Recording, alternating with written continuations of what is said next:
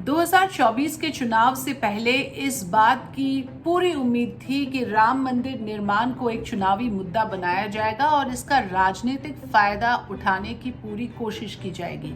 इस उम्मीद पर पूरी तरह से खड़े उतरे हैं बीजेपी के प्रवक्ता और कुछ हद तक आरएसएस की मुखिया मोहन भागवत, जिन्होंने ये बयान दिया कि कल्चरल मार्क्सिज्म और वोकिज्म के खिलाफ खड़े होने का टाइम आ गया है।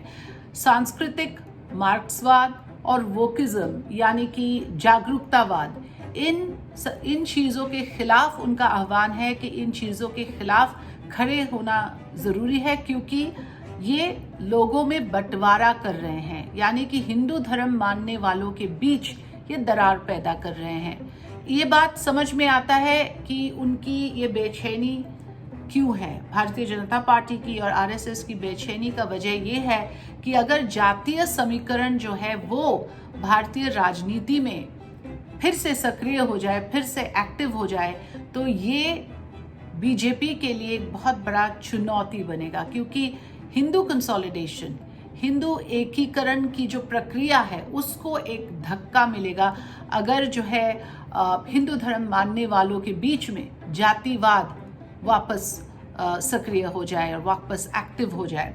लेकिन इसमें बहुत बड़ा विरोधाभास ये है कि जब आप टिकट बांटते हैं, जब आप मिनिस्ट्री बांटते हैं, तब आप पूरी तरह से जातिवाद का सहारा लेते हैं, जातीय नुमाइंदगी का ध्यान रखते हैं। तो उस समय जातिवाद के खिलाफ आपको कोई तकलीफ नहीं होती है। लेकिन जैसे ही बिहार में जातीय जनगणना हुई और उसके आंकड़े सामने आए, उन आंकड़ों से आप बेचैन रहे हैं, उन आंकड़ों से आप अनकंफर्टेबल रहे हैं। और ये इसलिए क्योंकि जैसे कि मैंने कहा, इस तरह के जातीय समीकरण, इस तरह के जो एक आंकड़ों ने दिखाया कि 63%, 63% ओबीसी और ईबीसी मिला के पॉपुलेशन है बिहार में।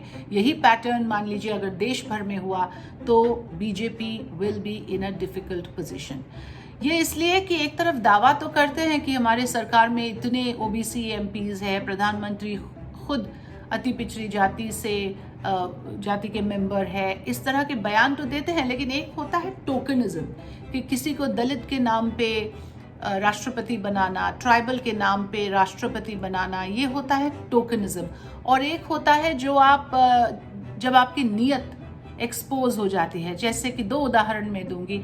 जब आपने ईडब्ल्यूएस कोटा को मान्यता दी, आर्थिक रूप से कमजोर लोगों की मदद के लिए economically weaker section EWS quota आरक्षण 10% का मान्यता जो दी गई सरकार ने और सुप्रीम कोर्ट ने भी उसको अप्रूव किया, उसमें आपने निर्णय लिया कि ओबीसी और ईबीसी को शामिल नहीं करेंगे। मतलब ये सिर्फ ऊंची जाति लोगों के लिए ईडब्ल्यूएस कोटा आपने बनाया। दूसरा उदाहरण यह है कि जब आपने महिला आरक्षण बिल को कानून बनाया, तब भी आपने इस बात से इनकार कर दिया कि उसमें कोई अलग से ओबीसी कोटा नहीं होगा। तो अगर ये दोनों उदाहरण के आधार पर कोई इस सरकार को एंटी ओबीसी कहते हैं, तो मैं समझती हूँ कि ये आधार सही है और ये आधार मानने लायक है। और टोकनिज्म में और सही नीयत में बहुत फर्क है। और सही मायने में एक समुदाय के हित में काम करना, नीयत कहाँ पे है, कहाँ पे नहीं है, ये लोगों को साफ दिख रहा है। शुक्रिया।